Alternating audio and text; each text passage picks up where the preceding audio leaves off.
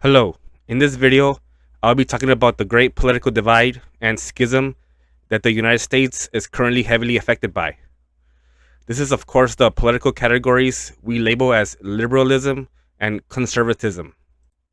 Now, what a lot of people can't imagine is that they both have their advantages. Conservatism classically advocates for long historical essentials needed for the American society, like the nuclear family, informing basic social structures, strict constitutional and legislative laws, and a free market capitalist economy.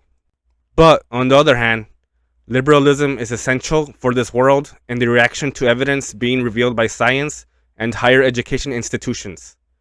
Most academic scholars and scientific experts are left leaning liberals, and that says a lot about the differences in political views. The smarter and more educated people are on the left.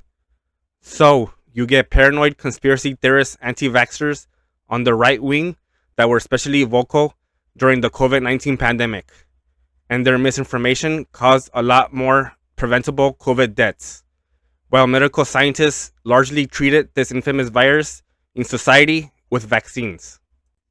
Also, Republicans vouch for environmentally destructive policies like allowing evil and greedy billionaires to make corporate profits at the expense of Earth's ecological environments. Liberals and left wingers also generally want free universal health care and higher education, which several developed European countries have successfully implemented with many societal advantages. The way stronger advocacy for science and institutions supporting it is very admirable coming from liberals. Right-wing conservatives and Republicans have a hard time adapting to much needed change and are very reactionary to beneficial progressive ideals. Another huge aspect of liberalism that wins me over conservatism, including Republicans, is the toleration and treatment of marginalized groups of people. Liberals advocate for social and economic equality way more in general, and there are a wide variety of minority groups that need to get acceptance within society and its institutions. Conservatives and Republicans generally fear or have bigoted views on what they think is different or abnormal in America.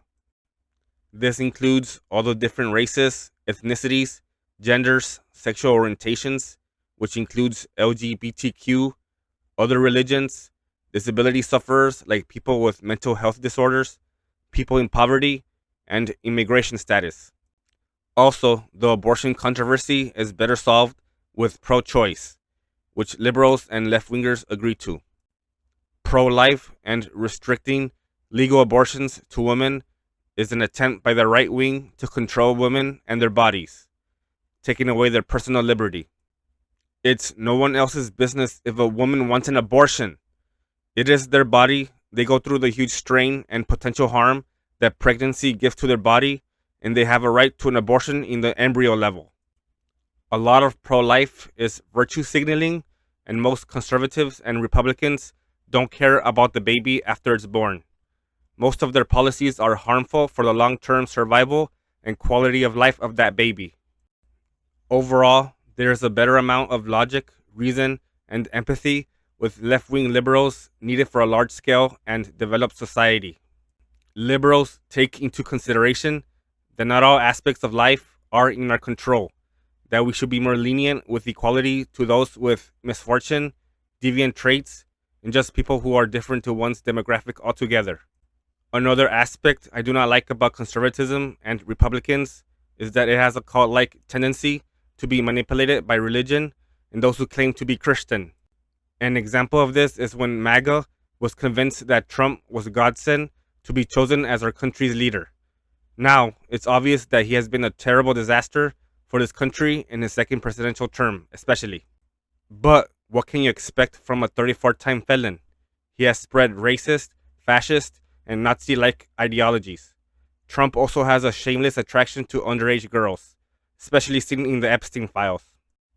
Additionally, he is anti-science and anti-intellectualism, wanting to dumb down the population so we would tolerate an illegal third presidential term like a dictator, which is one of the many unconstitutional things he has done. MAGA is an unusually regressive and fascist political movement that has to be made extinct in its governmental and political influence, because it is a threat to our democracy. ICE is demonizing demographics of people and using them as scapegoats with sheer cruelty and discrimination, like what Hitler did with the Jews back in World War II. This is what the right wing conservatives and Republicans can do best as their leader. They completely lost me after that, and my stance on left wing liberalism is even stronger after this. Well, that was probably an overly long speech, and that'll be it for now. Have a great day, everyone, and remain wise on what politics and leaders you choose to support for the betterment of our nation. Bye.